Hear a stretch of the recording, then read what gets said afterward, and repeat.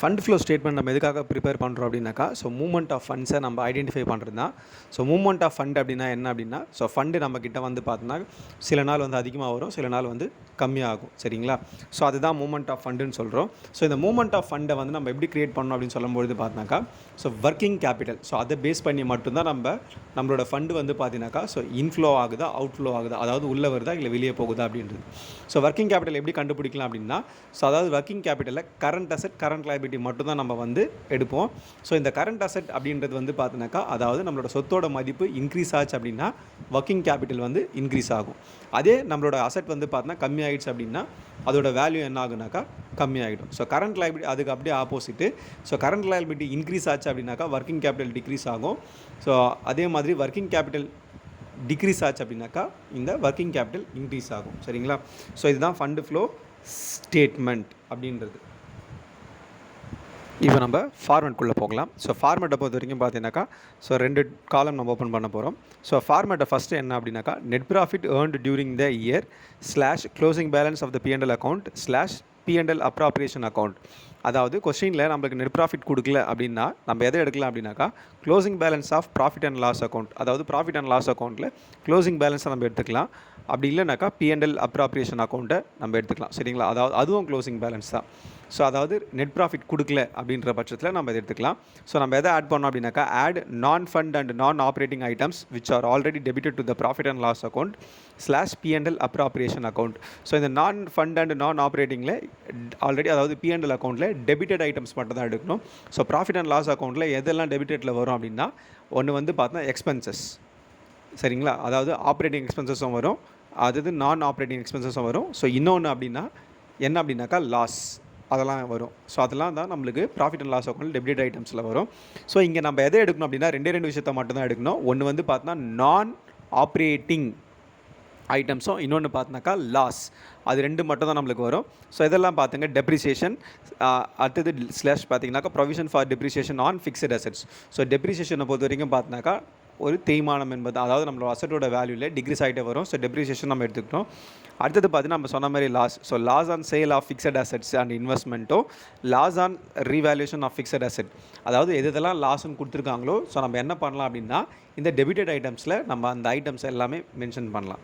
So அடுத்தது பார்த்தீங்கன்னாக்கா இதில் வந்து நம்ம இந்த ஃபார்மேட்டில் ஆக்சுவலாக பார்த்தா சில புக்கில் வந்து பார்த்தீங்கன்னா எலாபரேட்டாக இருக்காது. ஸோ நான் இங்கே வந்து உங்களுக்கு எலாபரேட்டாக கொடுத்துருக்கேன்.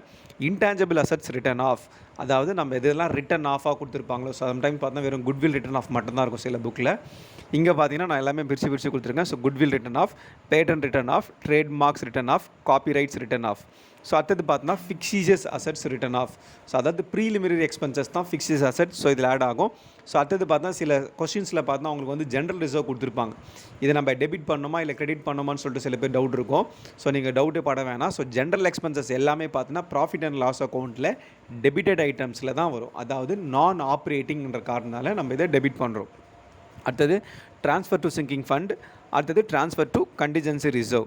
ஸோ இதில் டிவிடெண்ட் அப்படின்னு சொல்லும்போது பார்த்தோன்னா ஒன்று 2 டிவிடெண்ட் இருக்கும். ஒன்று டிவிடெண்ட் ரிசீவ்டு, இன்னொன்று பார்த்தோன்னா இன்ட்ரீம் டிவிடெண்ட் அப்படின்னு சொல்லிட்டு இருக்குது. ஸோ நம்ம டிவிடெண்ட் ரிசீவ்டு அப்படின்றது இன்கம். ஸோ இங்கே அது மென்ஷன் ஆகாது. அப்போ நம்ம எதை எடுக்கலாம் அப்படின்னா இங்கே இன்ட்ரீம் டிவிடெண்ட் அதை எடுத்துக்கலாம்.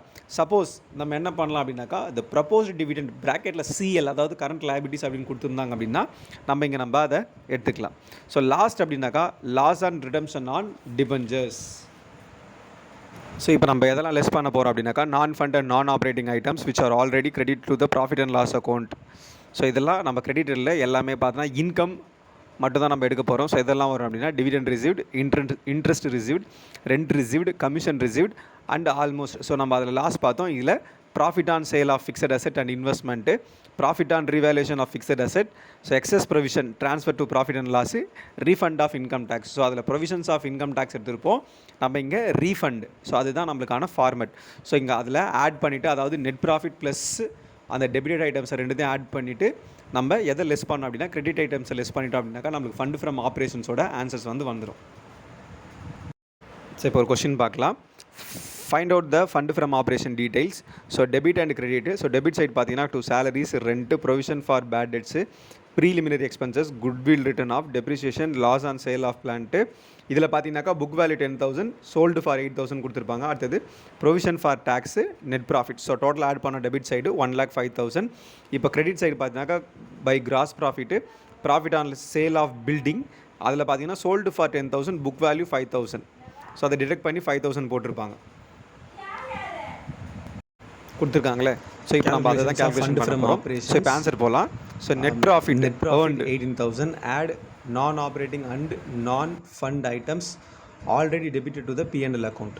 ஸோ அதாவது என்ன அப்படின்னாக்கா, ஸோ இங்கே நம்ம எந்த என்ட்ரி நம்ம ஆட் பண்ண போகிறோம் அப்படின்னாக்கா, P&L அக்கௌண்ட்டில் டெபிட்டட் ஐட்டம்ஸ் மட்டும்தான். அதாவது நமக்கு டெபிட் சைடில் என்ன வரும், வெறும் எக்ஸ்பென்சஸ் மட்டும்தான் வரும். சரிங்களா? ஸோ அதில் நான் ஆப்ரேட்டிங் எக்ஸ்பென்சஸ் மட்டும்தான் இந்த சைடு ஆட் பண்ண போகிறோம். அதாவது சேலரி, ரெண்ட், இது எல்லாமே பார்த்தீங்கன்னாக்கா வெறும் ஆப்ரேட்டிங் எக்ஸ்பென்சஸ் மட்டும்தான். நம்ம இங்கே என்ன எடுக்கணும் அப்படின்னா நான் ஆப்ரேட்டிங் எக்ஸ்பென்சஸை மட்டும்தான் எடுக்க போகிறோம். ஸோ நான் ஆப்ரேட்டிங் அப்படின்னு சொல்லும்போது பார்த்தீங்கன்னா preliminary expenses written off 10,000. So goodwill written off, so goodwill அப்படின்றது written off 5,000. So depreciation 5,000. Loss on sale of plant. So இங்கே நான் ஆப்ரேட்டிங்கில் வரும்போது பார்த்தா நம்ம எதெல்லாம் எடுக்கணும்னாக்கா, ஸோ ஒரு எக்ஸாம்பிள் சின்னது டெபிட்டேட்டில் வந்து நம்ம லாஸ், அதாவது ஃபண்டு ஃப்ரம் ஆப்ரேஷன்ஸில் நம்ம எதெல்லாம் எடுப்போம் அப்படின்னாக்கா ரெண்டு விஷயன்ஸ் மட்டும் தான் எடுப்போம். ஒன்று எக்ஸ்பென்சஸ்ஸு, இன்னொன்று பார்த்தோன்னா லாஸ். சரிங்களா? ஸோ அதனால் loss on sale of plant 2,000. So last என்ன அப்படின்னாக்கா ப்ரொவிஷன் ஃபார் டேக்ஸ் 5,000. ஸோ நம்ம டோட்டலாக ஆட் பண்ணோம் அப்படின்னாக்கா 27,000. ஸோ நம்ம நான் ஆப்ரேட்டிங் அண்டு நான் ஃபண்ட் ஐட்டம்ஸ்லேருந்து டெபிட்டட் ஐட்டம்ஸ்லேருந்து எதை நம்ம லெஸ் பண்ணோம் அப்படின்னாக்கா கிரெடிட்டட். அதாவது இந்த கிரெடிட்டட் டு P&L அக்கௌண்ட்டில் எதெல்லாம் வரும் அப்படின்னாக்கா இன்கம், அதுக்கப்புறம் பார்த்தோன்னா ப்ராஃபிட். ஓகேவா? ஸோ அது ரெண்டு மட்டும் தான் இங்கே வரப்போகுது. ஸோ இந்த சம்மை பொறுத்த வரைக்கும் பார்த்தா நம்மளுக்கு எது வந்து ப்ராஃபிட்டாக இருக்குது அப்படின்னா profit on sale of building. So இதை தவிர்த்து வேறு எந்த ஒரு இன்ஃபர்மேஷன்ஸும் இல்லை. ஸோ இதுக்கான ப்ராஃபிட் ஆன் சேல் ஆஃப் பில்டிங்கோட அமௌண்ட் எவ்வளோ அப்படின்னா 5,000. ஸோ 45,000 அப்படி வந்துச்சு அப்படின்னாக்கா ஆன்சர். ஸோ 18,000 மேலே நெட் ப்ராஃபிட் ப்ளஸ் இங்கே டெபிட்டட் ஐட்டம்ஸ்லாம் ஆட் பண்ணல 10,000 plus 5,000 plus 5,000 plus 2,000 plus 5,000. So add பண்ண 27,000. அந்த 18,000 ப்ளஸ் 27,000 தான் 45,000. ஸோ கீழே பார்த்தா வெறும் 5,000 மட்டும்தான் இருக்குது. 45,000ல் 5,000 போயிடுச்சுன்னா மிச்சம் ஆன்சர் பார்த்தீங்கன்னா 40,000. ஸோ அதுதான் ஃபண்ட் ஃப்ரம் ஆப்ரேஷன்ஸ்.